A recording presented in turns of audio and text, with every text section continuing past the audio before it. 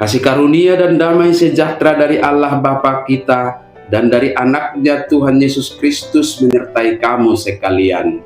Amin. Shalom saudara-saudari, sahabatku yang dikasihi Tuhan Allah. Firman Tuhan yang menyapa kita hari ini, hari Rabu tanggal 25 Maret 2026, tertulis dalam kitab Zefania pasal 2 ayat 3. Mari sahabatku kita simak dan renungkan firman Tuhan yang menjadi kekuatan dan inspirasi untuk menjalani hari ini. Demikian, carilah Tuhan hai semua orang yang rendah hati di negeri, yang melakukan hukum-Nya. Carilah keadilan, carilah kerendahan hati. Mungkin kamu akan terlindung pada hari kemurkaan Tuhan. Lului hamu majahoba, sude hamu ale akan udukroha di tanoon. Hamu akan mengaradoti uhumna. Lului hamu mahati gorang, lului haserepon. Anggiat tung diodingi hamu di ari pangarimasan ni Jahoba. Demikian firman Tuhan. Sahabat renungan harian, saudara-saudariku yang dikasihi Tuhan Allah, kalau kita membuka media informasi hari ini, kita pasti akan melihat, membaca, dan mendengar kabar dunia yang penuh dengan persoalan. Baik persoalan ekonomi, konflik, persoalan krisis moral yang seolah tidak akan ada habisnya. Dalam situasi seperti ini, kemungkinan besar manusia cenderung melakukan dua hal: menjadi panik atau menjadi keras hati. Mari kita belajar merespon keadaan itu dengan sebuah sikap yang diajarkan oleh firman Tuhan, sehingga kita bebas dari kepanikan dan keras hati itu. Pada masa pelayanan Nabi Zefania, bangsa Yehuda sedang berada dalam krisis moral dan krisis iman.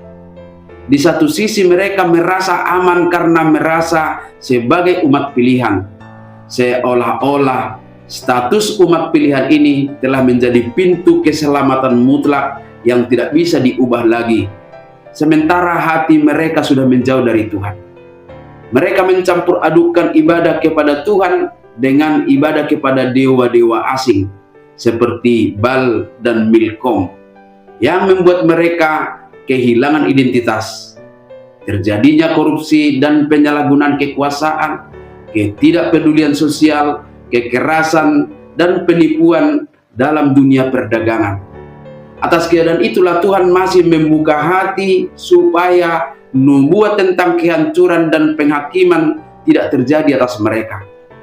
Tuhan tidak membiarkan umatnya tanpa harapan. Dan sebagaimana Nabi Zefania menyampaikan isi hati Tuhan, demikianlah kita hari ini lewat firman Tuhan ini diajak yang pertama mencari Tuhan, yaitu sebuah kerinduan yang secara proaktif dan tulus dengan cara menyelaraskan keinginan kita dengan rencananya.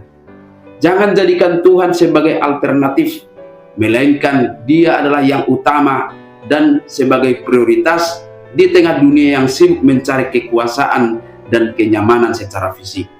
Yang kedua, carilah keadilan dan kerendahan hati. Mencari keadilan ini bukan tentang menuntut hak kita, tetapi melakukan apa yang benar di mata Tuhan. Di kantor, di pasar, di dalam rumah tangga, di mana saja kita berinteraksi, bersikaplah adil kepada semua orang. Mencari kerendahan hati yaitu sebuah cara untuk menjauhkan kita dari sikap sombong atas keberadaan kita. Karena kita sadar bahwa tanpa anugerah Tuhan, kita bukan siapa-siapa. Maka dengan sikap yang benar ini, Tuhan pasti berbelas kasih untuk menyelamatkan hidup kita.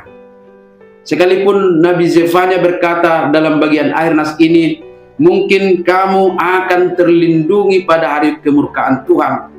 Kata mungkin di sini bukan berarti Tuhan ragu-ragu, tetapi mengingatkan kita bahwa keselamatan dan perlindungan yang kita peroleh adalah anugerah, bukan upaya dan upah karena kita merasa sudah cukup baik. Maka carilah Tuhan selagi Dia berkenan ditemui. Carilah keadilan di tengah-tengah dunia yang curang, dan carilah kerendahan hati di tengah-tengah dunia yang sombong saat ini. Amin. Selamat beraktivitas, Tuhan memberkati.